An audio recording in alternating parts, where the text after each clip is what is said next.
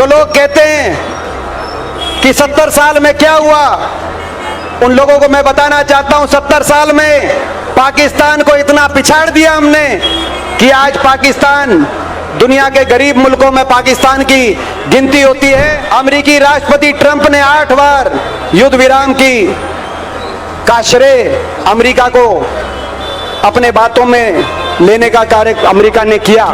ये जो एकजुटता की भावना देश में उभर के आई थी, आज सबसे पहली बात जो समझने की जरूरत है कि वो कौन लोग हैं जिन्होंने इस एकजुटता की भावना को अपनी राजनीति के लिए तोड़ने का कार्य किया। ये कैसा राष्ट्रवाद है? देश किसी दल से ऊपर नहीं हो सकता।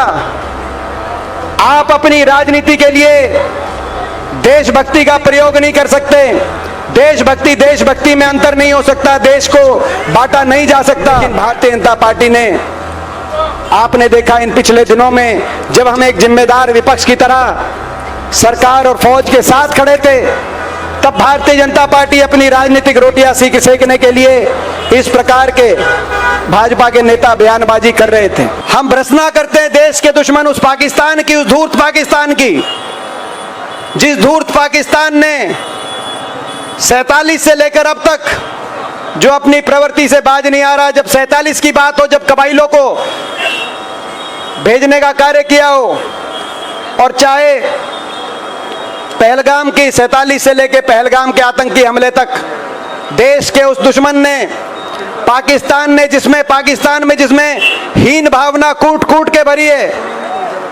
जिसकी अर्थव्यवस्था और हिंदुस्तान की अर्थव्यवस्था में कोई मुकाबला नहीं है। आज हमारी 11 गुना अर्थव्यवस्था पाकिस्तान से है। किसी क्षेत्र में पाकिस्तान हिंदुस्तान का आज मुकाबला नहीं कर पा रहा।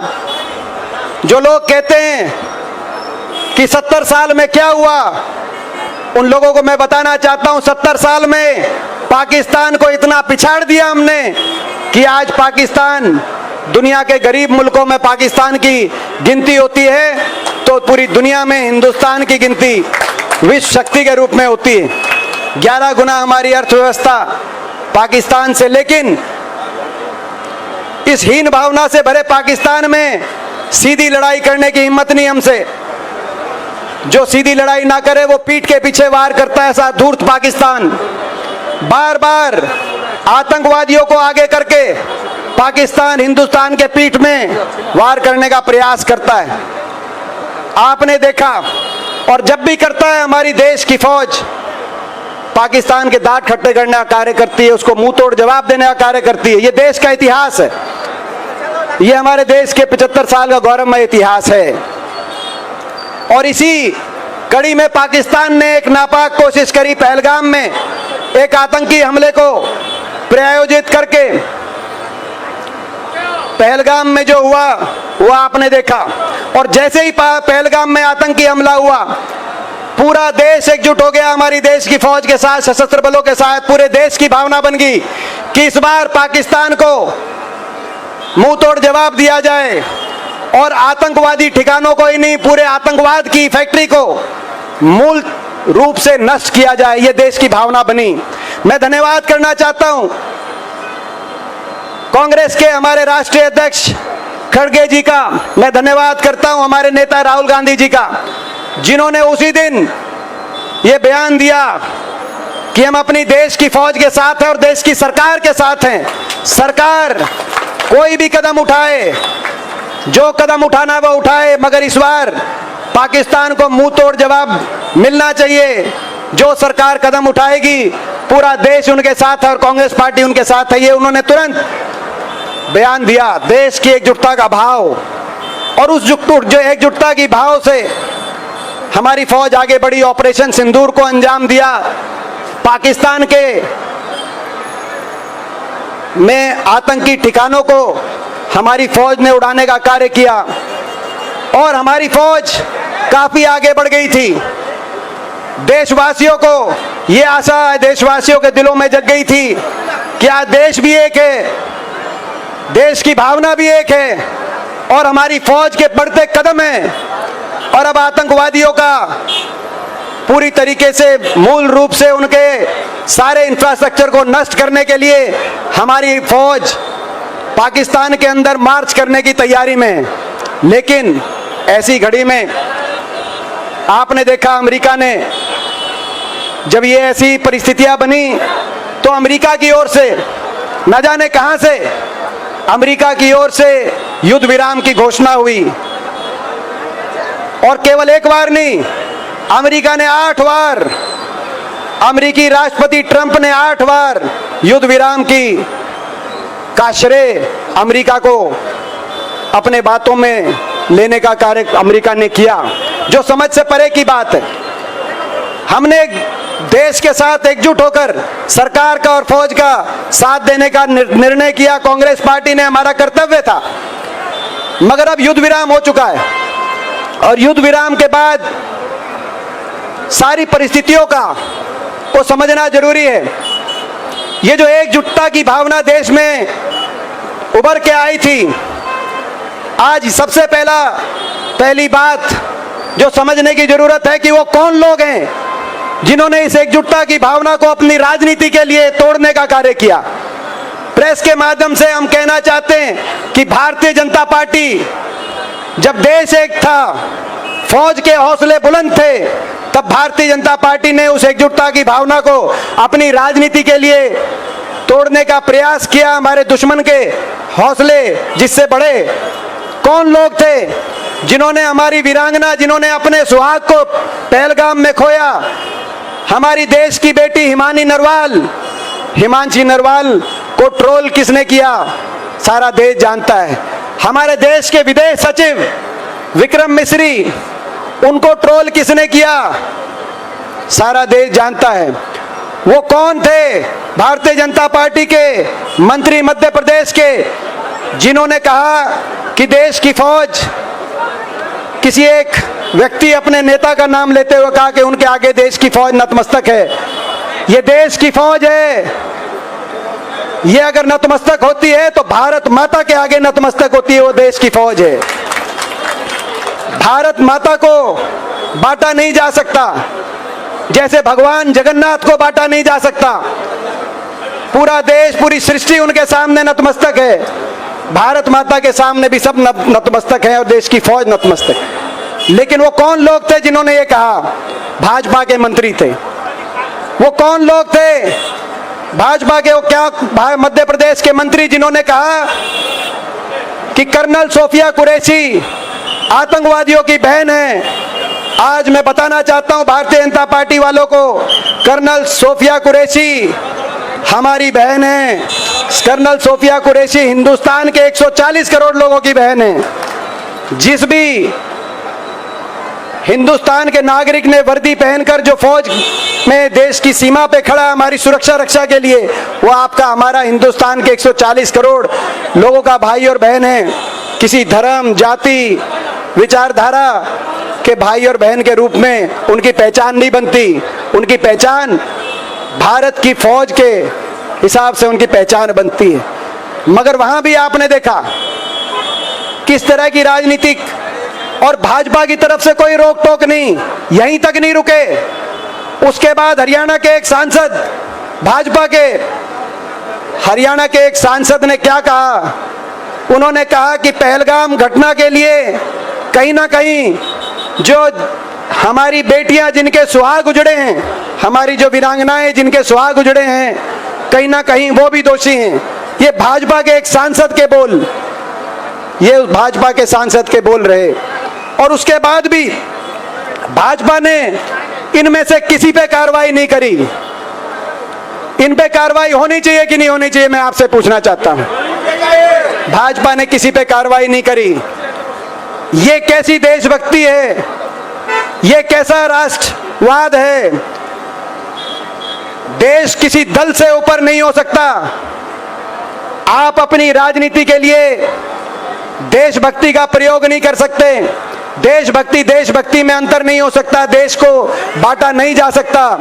लेकिन भारतीय जनता पार्टी ने, आपने देखा इन पिछले दिनों में, जब हम एक जिम्मेदार विपक्ष की तरह सरकार और फौज के साथ खड़े थे, तब भारतीय जनता पार्टी अपनी राजनीतिक रोटियां सेकने के लिए इस प्रकार के भाजपा के नेता बयानबाजी कर रहे थे। आज हमारी मांग है, कांग्रेस पार्टी मांग करती है सभा के माध्यम से कि एक संसद का विशेष सत्र बुलाया जाए, और हम पहले दिन से मांग कर रहे हैं। राहुल जी की तभी बयान आ गया था कि एक संसद का विशेष सत्र बुलाया जाए। और क्यों मांग कर रहे हैं, प्रेस वाले पूछते हैं, क्योंकि आज जो धन्यवाद प्रस्ताव हमें 15 जय हिंद सभाओं के माध्यम से देश के कोने कोने में जाकर देश के सशस्त्र बलों के लिए धन्यवाद प्रस्ताव पारित करना पड़ा। हम चाहते थे कि एक विशेष सत्र बुलाकर संसद में उस धन्यवाद प्रस्ताव हम पारित करें, ताकि दुनिया के अंदर एक संदेश जाए कि 140 करोड़ का देश एक है और अपनी फौज के साथ है। हम इसलिए हम संसद के सत्र की मांग कर रहे थे। हम संसद के सत्र की क्यों मांग कर रहे थे? हम इसीलिए मांग कर रहे थे कि 1994 में कांग्रेस की नरसिम्हा राव सरकार के समय जो एक प्रस्ताव पारित किया गया था कि पाकिस्तान ऑक्युपाइड कश्मीर हिंदुस्तान का अभिन्न हिस्सा है, आज समय आ गया कि हम वो संसद के माध्यम से एकजुटता से वो प्रस्ताव दोबारा पारित करें और पाकिस्तान ऑक्युपाइड कश्मीर को दोबारा लेने के लिए एक रणनीति बनाएं। हम क्यों मांग कर रहे थे संसद के विशेष सत्र की, क्यों मांग कर रहे हैं? क्योंकि सरकार बिंदुवार बताए देश के सामने कि किन परिस्थितियों में अमेरिका ने सीज फायर की घोषणा करी और 8-8 बार घोषणा करी। किन परिस्थितियों में अमेरिकी राष्ट्रपति, उनकी ऐसी क्या हिम्मत अमेरिकी राष्ट्रपति ट्रंप की, जो कह रहे हैं कि व्यापार का धौंस दिखाकर हमने ये सीज फायर कराया है। ऐसी क्या हिमाकत उस अमेरिका की जो वो कह रहे हैं कि कश्मीर पे बात होगी, जबकि कश्मीर पे कोई विवाद नहीं है। कश्मीर हिंदुस्तान का भी हिस्सा है और रहेगा। कश्मीर पे कभी कोई चर्चा नहीं हो सकती। चर्चा होगी तो आतंकवाद पे चर्चा हो सकती है, कश्मीर पे नहीं हो सकती। मगर वो ट्रंप कह रहे कश्मीर पे चर्चा होगी और एक तीसरे मुल्क में चर्चा होगी। तो ऐसी क्या हिमाकत, ऐसी क्या हिम्मत 140 करोड़ के एक विश्व शक्ति हिंदुस्तान, भारतवर्ष के सामने ये अमेरिका, ये वही अमेरिका है जिसने 1971 में, जिस अमेरिका ने कहा था उनके राष्ट्रपति ने कि आप बांग्लादेश के अंदर फौज मत भेजिए, हम अपना 7वां लड़ाकू बेड़ा ढाका भेज रहे हैं। और इंदिरा जी ने कहा था आपका बेड़ा 20 दिन में पहुंचेगा और ढाका में आपको पाकिस्तान की फौज नहीं, हिंदुस्तान की फौज आपके बेड़े को आगे स्वागत करने के लिए पहुंचेगी। ये वही अमेरिका है उस समय। तो उस अमेरिका की अब ऐसी हिमाकत 8-8 बार हमारे देश का तिरस्कार कर रहा है और उनका जवाब नहीं दिया जा रहा, उनका खंडन नहीं किया जा रहा। आज तक प्रधानमंत्री जी या विदेश मंत्री जी का कोई बयान नहीं आया। हम कहना चाहते हैं इनको कि देश साथ देगा, आप अमेरिका के राष्ट्रपति की बात का खंडन करें, कह दें कि ये झूठ बोल रहे हैं। मगर इतना समय हो गया, कोई बात नहीं आई। हम विशेष सत्र की इसलिए बात कर रहे हैं कि इन सारी बातों पर चर्चा और देश एकजुटता से एक रणनीति बनाए कि आतंकवाद को पूर्णतः नष्ट करने के लिए क्या कदम हमें उठाने पड़ेंगे। क्या वो कारण रहे कि IMF ने 1 अरब से भी ज्यादा अमेरिकी डॉलर की राहत एक लोन के माध्यम से ऑपरेशन सिंदूर के बीचों बीच, जब ऑपरेशन सिंदूर चल रहा था तो दुनिया के 25 सबसे शक्तिशाली देश इकट्ठे हुए और उन्होंने हम पाकिस्तान को 1 अरब डॉलर का लोन देने का कार्य किया। पाकिस्तान को किस बात का इनाम, हम सवाल पूछना चाहते हैं। जो पाकिस्तान दुनिया में आतंकवाद को संरक्षण देता हो, जिस पाकिस्तान के एक बिल में ओसामा बिन लादेन, एक बिल में पाकिस्तान की फौज के कैंटोनमेंट के साथ छुपा मिला हो, जिस पाकिस्तान में हफीज सईद हो, जिस पाकिस्तान में अजहर मसूद हो, उस पाकिस्तान को दुनिया के 25 मुल्क IMF के माध्यम से फैसला करते हैं कि ऑपरेशन सिंदूर के बीचों बीच $1 अरब का लोन देने की कार्रवाई करते हैं, उस समय हमारे विदेश नीति के माध्यम से तो उनको हमें जवाब देना ही होगा, उस समय भी देना चाहिए था और आगे भी देना होगा। लेकिन हम दुनिया के सामने जागरूकता पाकिस्तान के बारे में लाने की भी, हम अपने कर्तव्य निभाने के लिए जब ये प्रतिनिधिमंडल गए, संसद के हमारे साथी गए, तो कांग्रेस ने फैसला किया कि हम भी जाएंगे और दुनिया के सामने पाकिस्तान को एक्सपोज करने के लिए हम अपने कर्तव्य को निभाने का कार्य करेंगे और विदेश की धरती पर एक स्वर में हिंदुस्तान बोलेगा और पाकिस्तान को एक्सपोज करेगा। हमने अपना राज धर्म निभाया और हम अपना देश धर्म निभा रहे हैं, लेकिन सत्तारूढ़ दल भी अपना देश धर्म निभाए, राजनीति करने की, हमारी फौज पे राजनीति और फौज के पराक्रम पे राजनीति करने की आवश्यकता नहीं है। भारतीय जनता पार्टी के वालों को हम कहना चाहते हैं, हमने हमेशा देश धर्म निभाया। देश धर्म आपको याद होगा जब 26/11 मुंबई में आतंकी हमला हुआ, तो तत्कालीन गुजरात के मुख्यमंत्री, जब आतंकी हमले का जवाब चल रहा था और कार्रवाई चल रही थी, तो तत्कालीन गुजरात के मुख्यमंत्री पहुंच गए मुंबई और उन्होंने अपनी प्रेस वार्ता में जो कहा, बहुत कुछ ऐसा कहा जो राजनीतिक दृष्टि से उस बात को, उस घटना को देखा, लेकिन हमने नहीं किया। जब ये हमला हुआ, जब ऑपरेशन सिंदूर हुआ, हम एक स्वर में सरकार और फौज के साथ खड़े रहे। आज समय आ गया है कि हिंदुस्तान करारा जवाब पाकिस्तान को दे और सारी परिस्थितियों पर खुलकर हमारी देश की संसद में चर्चा हो, ताकि देशवासी सारी परिस्थितियों को समझ सकें। इस भावना के साथ आज जो यहाँ जय हिंद सभा का आयोजन किया गया है, मैं विशेष तौर से जो हमारे प्रभारी हैं राहुल जी के, खड़गे जी के और प्रियंका जी के विश्वास पात्र साथी अजय कुमार लल्लू जी को मैं बहुत बहुत शुभकामनाएं और बधाई देता हूं। मैं इनसे कह रहा था कि जय हिंद सभा 15 जगह हुई है पूरे देश में, मगर शायद जिस भावना के साथ और इतने बड़े जनसमूह के साथ और जिस रूप से, क्योंकि आज ये भी एक जय हिंद सभा की मूल भावना का रूप आपने यहाँ पर प्रदर्शित करने का कार्य किया है कि आज सशस्त्र बलों के हमारे एक्स सर्विसमैन ऊपर बैठे और हम सब नीचे बैठे हैं। तो ये जो जय हिंद सभा, मैं आपको बहुत बहुत बधाई देना चाहता हूँ लल्लू जी, और भक्तचरण दास जी के नेतृत्व में मैं पूरी उड़ीसा कांग्रेस को मैं बधाई देता हूँ। आज ये जो भावना प्रतिबिंबित हुई है जय हिंद सभा के भुवनेश्वर में इस आयोजन से, मैं समझता हूँ देश में एक संदेश जाएगा कि अगर कांग्रेस पार्टी कहीं मजबूती से देश की फौज का कांग्रेस पार्टी ने सम्मान किया है तो वो उड़ीसा में किया है, भुवनेश्वर के अंदर किया है। इसके लिए आप बधाई के पात्र हैं भक्तचरण जी,